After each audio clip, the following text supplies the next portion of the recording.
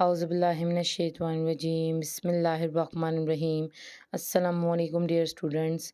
Welcome to Peshawar Model School Boys 3 online इस्लामियात class for class 6। कैसे हैं आप सब? मैं उम्मीद करती हूँ आप सब खैरियत से होंगे और अपनी क्लासेस को बहुत अच्छे तरीके से ले रहे होंगे और अपने काम की तरफ फोकस कर रहे होंगे, क्योंकि आपकी न्यू क्लास है तो आपको अपने काम की तरफ बहुत ज़्यादा फोकस करना है। और अब आप सब बच्चे क्लास 6 में आ चुके हैं तो थोड़ा सा तवज्जो देने की आपको अपनी क्लास की तरफ बहुत ज़्यादा ज़रूरत है। ठीक है, तो जैसे कि पिछली वीडियोस में हमने आपको पहली वीडियो में काम करवाया था कॉपी पर और दूसरी वीडियो में हमने आपको लेक्चर दिया था। आज भी उसी से रिलेटेड हम उसको आगे बढ़ाएंगे, सूरह अलम नशरह को। तो सब बच्चे अपनी इस्लामियात की किताब निकाल लें, ठीक है, और साथ ही में पेज नंबर 2 भी सब बच्चों का निकला हुआ हो।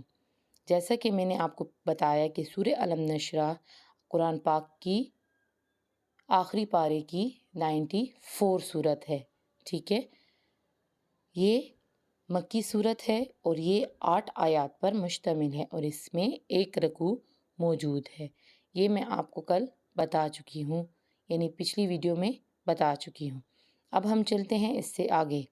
इसकी तफसीर मैंने आपको कल बताई, इसकी एक आयत के तर्जुमे के साथ इसका पस मंज़र मैंने आपको बताया। अब हम चलते हैं कि इसमें अल्लाह ताला ने इनामात और आप सल्लम से वादा और आप सल्लल्लाहु अलैहि वसल्लम को क्या नसीहत फरमाई है।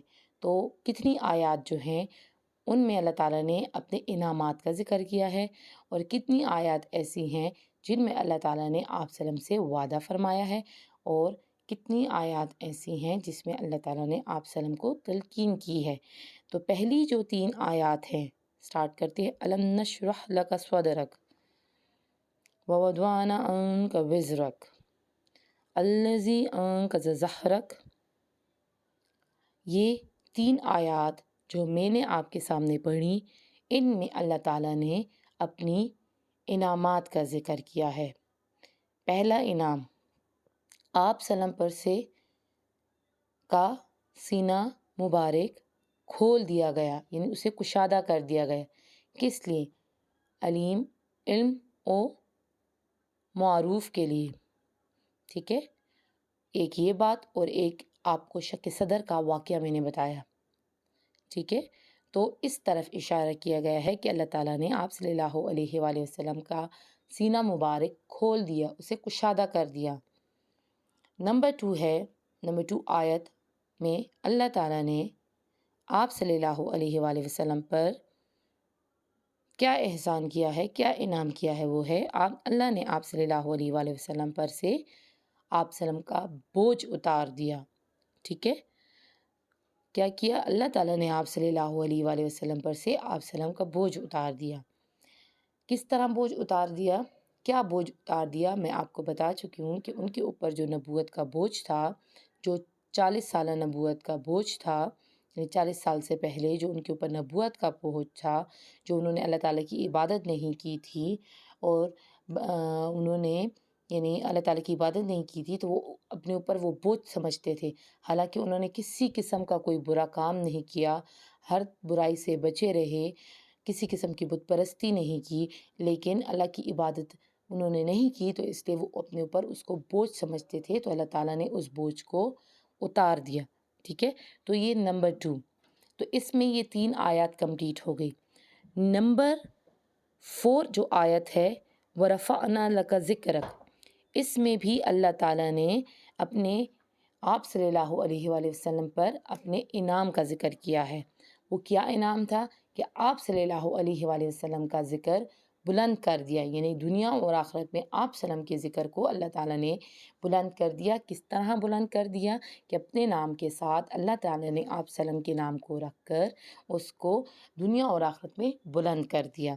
तो ये 3 इनामात अल्लाह ताला ने आप सल्लल्लाहु अलैहि वसल्लम पर किए इस सूरत में जो बताए गए हैं। ठीक है, तो ये 4 आयत कंप्लीट हो गई। ठीक है, पहली एक आयत में तो सीना मुबारक वाला ज़िक्र था और दूसरी 2 आयत में अल्लाह ताला ने आप सल्लम पर से आप सल्लम का बोझ जो تھا وہ کم کر دیا، اور چوتھی آیت میں اللہ تعالیٰ نے آپ صلی اللہ علیہ وسلم کے ذکر کو بلند کر دیا۔ تو یہ 4 آیات اللہ تعالیٰ نے آپ صلی اللہ علیہ وآلہ وسلم پر جو انعامات کیے تھے اس کا ذکر کیا گیا ہے۔ اب آگے جو 2 آیات ہیں جیسے کہ فَإِنَّ مَعَ الْعُسْرِ يُسْرًا اِنَّ مَعَ الْعُسْرِ يُسْرًا، اب اس صورت میں عسر یسرا 2 مرتبہ آیا ہے، تو یعنی اس کا مطلب یہ ہے کہ اس پر اللہ تعالیٰ نے بہت زیادہ زور دیا ہے اور بتایا ہے، توجہ دلائی ہے کہ کیا کہ بے شک ہر مشکل کے بعد آسانی ہے، بے شک ہر مشکل کے بعد آسانی ہے۔ تو یہ اللہ تعالیٰ آپ صلی اللہ علیہ وآلہ وسلم کو بتا رہے ہیں اور ان سے کہہ رہے ہیں کہ ہر مشکل کے بعد آسانی آتی ہے۔ جس طرح آپ صلی اللہ علیہ وآلہ وسلم کو تبلیغ کے راستے میں مشکلات پیش آئیں اور آپ صلی اللہ علیہ وآلہ وسلم نے ان پر صبر کیا، جب پورا مکہ آپ وسلم کے خلاف ہو گیا، جب آپ اسلام کی تبلیغ کر رہے تھے، اسلام کو پھیلا رہے تھے، اپنے چچا آپ کا اپنا خاندان آپ کے خلاف ہو گیا، لیکن اس کے باوجود آپ صلی اللہ علیہ وآلہ وسلم نے صبر کیا، تو اللہ تعالیٰ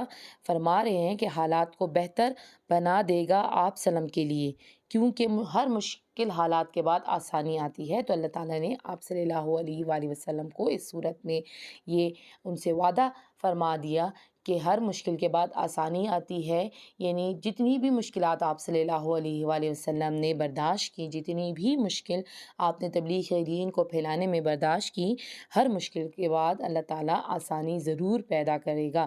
جس طرح ہر دن گزرنے کے بعد صبح آتی ہے، اسی طرح ہر مشکل کے بعد آسانی بھی آتی ہے۔ تو یہ اللہ تعالیٰ نے آپ صلی اللہ علیہ وسلم سے وعدہ فرما دیا۔ اسی صورت میں اللہ تعالیٰ نے آپ صلی اللہ علیہ وآلہ وسلم سے تلقین کی ہے۔ کس بات کی تلقین کی ہے؟ تو وہ آخری جو 2 آیات ہے اس میں اللہ تعالیٰ نے آپ صلی اللہ علیہ وآلہ وسلم کو تلقین کی ہے، فَإِذَا فَرَغْتَ فَانْصَبْ وَإِلَىٰ رَبِّكَ فَارْغَب۔ ٹھیک ہے، تو یہ اللہ تعالیٰ نے آپ صلی اللہ علیہ وآلہ وسلم سے تلقین کی ہے کہ جب آپ صلی اللہ علیہ وآلہ وسلم فارغ ہو جایا کریں تو عبادت میں محنت کیا کریں اور اپنے رب کی طرف متوجہ ہو جایا کریں۔ ٹھیک ہے، تو یہ اللہ تعالیٰ نے آپ صلی اللہ علیہ وآلہ وسلم کو تلقین کی ہے کہ جب آپ صلی اللہ علیہ وآلہ وسلم تبلیغ کے کام سے، یعنی اسلام کو پھیلانے کے کام سے فارغ ہو جایا کریں تو پھر کیا کیا کریں؟ تو پھر اللہ تعالیٰ کی عبادت میں مصروف ہو جایا کریں، ٹھیک ہے، تاکہ صرف اللہ تعالیٰ کی محبت آپ صلی اللہ علیہ وسلم کے دل میں رہے۔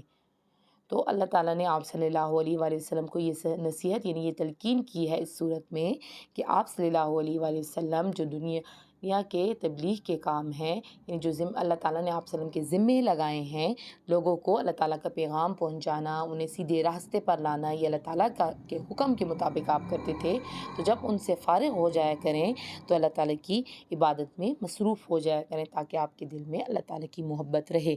تو یہ تو تمام آپ کے وہ جو صورت تھی اس میں موجود یہ سارا میٹیریل جو اللہ تعالیٰ نے فرمایا ہے، یعنی اللہ تعالیٰ نے بتایا ہے، اس کو 3 کیٹیگریز دی گئی ہیں۔ ایک تو احسانات اللہ تعالیٰ نے آپ صلی اللہ علیہ وآلہ وسلم پر کیے، اور ایک اللہ تعالیٰ نے آپ صلی اللہ علیہ وسلم سے وعدہ کیا، اور دوسرا اللہ تعالیٰ نے آپ صلی اللہ علیہ وآلہ وسلم کو تلقین کی۔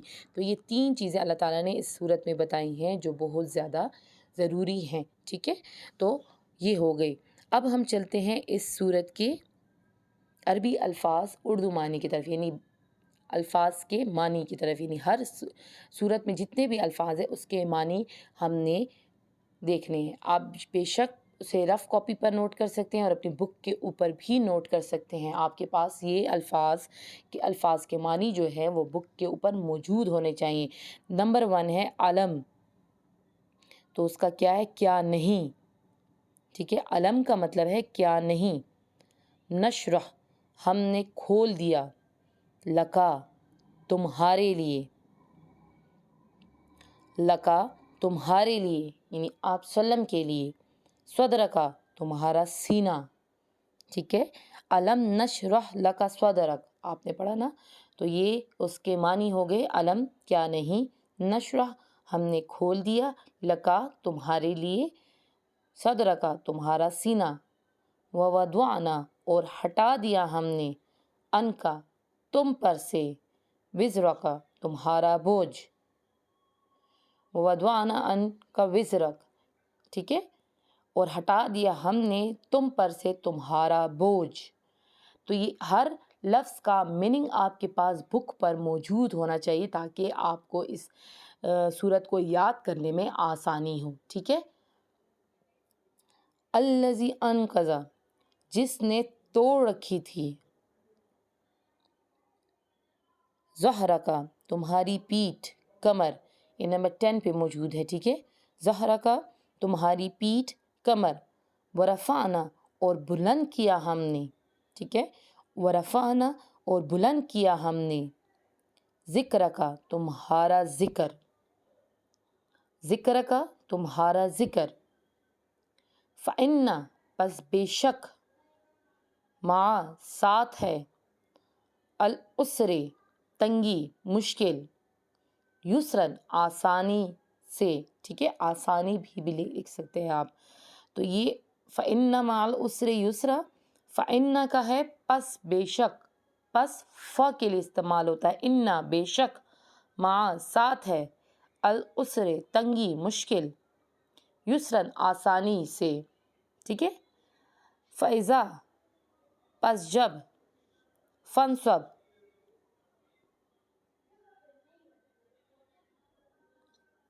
فنصب تو عبادت میں محنت کیا کرو، فرغتا تم فارغ ہوا کرو، فإذا پس جب، فرغتا تم فارغ ہوا کرو، فنصب تو عبادت میں محنت کیا کرو، وإلی ربک اور اپنے رب کی طرف، فرغب متوجہ ہو جایا کرو.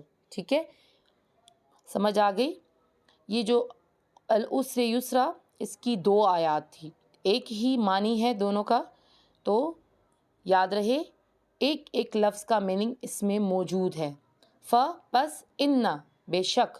ٹھیک ہے. تو میں نے الگ الگ معنی بھی آپ کو بتا دیا. تو یہ سارا میننگز میں آپ کو بتا چکی ہوں، تو آپ اپنی بک پر اسے نوٹ کر لیں تاکہ آپ کو یہ الفاظ معنی یاد رہیں. ٹھیک ہے. اب ہم چلتے ہیں آگے، چونکہ ہم یہ کر چکے ہیں آیات کے تراجم، لیکن ایک بار پھر میں ریپیٹ کر رہی ہوں آپ کے لیے. الم نشرح لک صدرک، اے نبی صلی اللہ علیہ وآلہ وسلم کیا نہیں کھول دیا ہم نے تمہاری خاطر تمہارا سینہ، ووضعنا عنک وزرک اور ہم نے اتار دیا تم پر سے تمہارا بوجھ، الذی انقض ظہرک جس نے جھکا دی تھی تمہاری کمر، ورفعنا لک ذکرک اور ہم نے بلند کیا تمہاری خاطر تمہارا ذکر، فإن مع العسر یسرا سو بے شک مشکل کے ساتھ آسانی بھی ہے، ان مع العسر یسرا بے شک مشکل کے ساتھ آسانی بھی ہے، فإذا فرغت فانصب سو جب تم فارغ ہوا کرو تو عبادت میں محنت کیا کرو، وإلی ربک فارغب اور اپنے رب کی طرف متوجہ ہو جایا کرو. تو یہ آپ کی دوبارہ سے میں نے سورت کا ترجمہ آپ کو بتا دیا. اب ہم چلتے ہیں آگے. ٹھیک ہے. اس کے آپ چھوٹے چھوٹے کویسچنس بھی بنا سکتے ہیں کہ سورہ الم نشرح میں کتنی آیات ہیں، سورہ الم نشرح میں کتنے رکوع ہیں، سورہ الم نشرح قرآن کے میں کس نمبر پر ہے. ٹھیک ہے. یہ آپ اسی طرح آپ اس میں انعامات کا ذکر بھی کر سکتے ہیں، اس میں اللہ تعالیٰ نے جو تلقین کی آپ وسلم کو وہ بھی بتا سکتے ہیں، اور اسی طرح آپ اللہ تعالیٰ نے آپ وسلم سے جو وعدہ فرمایا ہے وہ بھی آپ کویسچنس میں شامل کر سکتے ہیں. تو یہ ساری آپ کی سورہ الم نشرح کی A to Z جتنا بھی کام تھا میں آپ کو بتا چکی ہوں اور آپ کو سمجھا چکی ہوں، اور اس کی ایکسپلینیشن میں آپ سے کو کروا چکی ہوں. ٹھیک ہے. آپ کو میں نے پہلی جو اس کی ویڈیو تھی سیکنڈ ہماری، اس میں نے آپ کو اس کا شان نزول بتایا. آج میں نے آپ کے ساتھ اس کے عربی الفاظ با محاورہ ترجمہ بھی جو ہے آپ کے ساتھ ڈسکس کیا، پھر اس کے ساتھ لفظ بلفظ ترجمہ بھی آپ کو کروایا، اور اس کے علاوہ کویسچنس کے بارے میں بھی ہم نے ڈسکشن کر لی ہے. اب ہم چلتے ہیں اپنے ناظرہ کی طرف، کیونکہ جب ہم کام کرتے ہیں تو ہم اپنا ناظرہ بھی کرتے ہیں. تو ٹھیک ہے. تو آج ہم کیا کریں گے؟ چونکہ رمضان چل رہا ہے تو رمضان میں ہم نیت کرتے ہیں، روزے کی نیت کرتے ہیں۔ کس چیز کی نیت کرتے ہیں؟ روزے کی نیت کرتے ہیں، ٹھیک ہے۔ نیت کہتے ہیں ارادہ کرنا، کسی بھی چیز کو کرنے سے پہلے اس کا ارادہ کیا جاتا ہے کہ یہ میں کام کرنے والا ہوں، تو یہ اس انسان کی نیت ہوتی ہے اس کام کو کرنے کی۔ اسی طرح روزہ رکھنے کے لیے بھی ہم نیت کرتے ہیں کہ میں کل روزہ رکھوں گا، ٹھیک ہے۔ تو آپ کے سامنے میں نے روزہ رکھنے کی نیت لکھی ہوئی ہے، وَبَصَوْمِ غَدٍ نَوَيْتُ مِنْ شَهْرِ رمضان، ٹھیک ہے۔ یہ روزہ رکھنے کی نیت ہے۔ اسی طرح ہم نماز کی نیت بھی کرتے ہیں کہ جب ہم نماز کے لیے کھڑے ہوتے ہیں تو ہم نیت کرتے ہیں، چاہے وہ عربی میں ہو، چاہے وہ اردو میں ہو، چاہے وہ جس بھی زبان میں ہو، ٹھیک ہے، لیکن ہم نماز کو پڑھنے سے پہلے نیت کرتے ہیں۔ اسی طرح جب ہم روزہ رکھتے ہیں تو اس سے پہلے ہم نیت کرتے ہیں، چاہے وہ عربی میں ہو، چاہے وہ اردو میں ہو، چاہے وہ جس بھی زبان میں ہو۔ لیکن آپ کے سامنے یہ عربی کی نیت میں نے رکھی ہوئی ہے روزہ رکھنے کی، وَبَصَوْمِ غَدٍ نَوَيْتُ مِنْ شَهْرِ رمضان، میں نے رمضان کے اس روزے کی نیت کی، یعنی جو میں روزہ رکھ رہا ہوں رمضان کا، جیسے کہ آج 7واں روزہ تھا اور کل 8واں روزہ ہے، تو پھر جب ہم سحری کریں گے اور اس کے بعد جو نیت کریں گے تو وہ میرے 8ویں روزے کی نیت ہوگی، یعنی اس رمضان کے میں 8ویں روزے کی نیت کروں گی، ٹھیک ہے۔ تو یہ آپ کے پاس جو ہے عربی میں اور اردو میں اور انگلش میں تینوں زبانوں میں آپ کے پاس جو ہے وہ نیت لکھی ہوئی ہے، اوکے۔ اب ہم چلتے ہیں آگے۔ جب ہم نے روزے کی رکھنے کی نیت کی، اسی طرح ہم نے جب روزہ افطار کرنا ہے، یعنی جب روزہ کھولنا ہے، اس کی بھی نیت ہوگی۔ میں نے آپ کو کہا نا، ہر کام کرنے کے لیے ایک ارادہ کیا جاتا ہے کہ میں یہ کام کر رہا ہوں۔ جیسے کہ میں قرآن پڑھنے والا ہوں، میں قرآن پاک کی تلاوت کرتا ہوں، تو اس کے پہلے میں وضو کروں گا اور پھر بیٹھوں گا اور میں اب میں قرآن پڑھ رہا ہوں، تو یہ میری اس کے لیے نیت ہو گئی۔ اسی طرح ہر کام کرنے سے پہلے ہم اس کے لیے ارادہ کرتے ہیں، ٹھیک۔ اب ہم روزہ کھولنے کی نیت کر رہے ہیں، ٹھیک ہے۔ اللہم انی لک صمت وبک آمنت والیک توکلت وعلی رزقک افطرت، اے میرے اللہ، میں نے روزہ رکھا اور ایمان لایا تجھ پر اور بھروسہ کیا تجھ پر اور افطار کیا تیرے رزق پر، ٹھیک ہے۔ یعنی اے اللہ، میں نے صرف تیرے لیے روزہ رکھا اور صرف تجھ پر ایمان لایا اور صرف تیرا ہی بھروسہ کیا اور افطار کیا تیرے رزق پر، یعنی جو رزق تو نے مجھے دیا اس پر میں نے یہ روزہ افطار کیا جو میں نے تیرے لیے رکھا، ٹھیک ہے۔ تو اس میں ہم کیا کرتے ہیں؟ اس میں ہم نیت کرتے ہیں اس بات کی کہ اے اللہ، میں نے تیرے لیے صرف روزہ رکھا ہے اور میں تجھی پر ایمان لاتا ہوں اور میں تیرا ہی بھروسہ کرتا ہوں، اسی لیے میں نے تیرے رزق دیے ہوئے رزق سے روزہ افطار کیا، ٹھیک ہے۔ تو یہ سارا جتنا بھی تھا میں نے آپ کو ناظرہ بتائی، یہ 2 ایسی چیزیں ہیں جو ہم رمضان المبارک میں نیت کرتے ہیں، جیسے کہ سحری جب ہم روزہ اپنا یعنی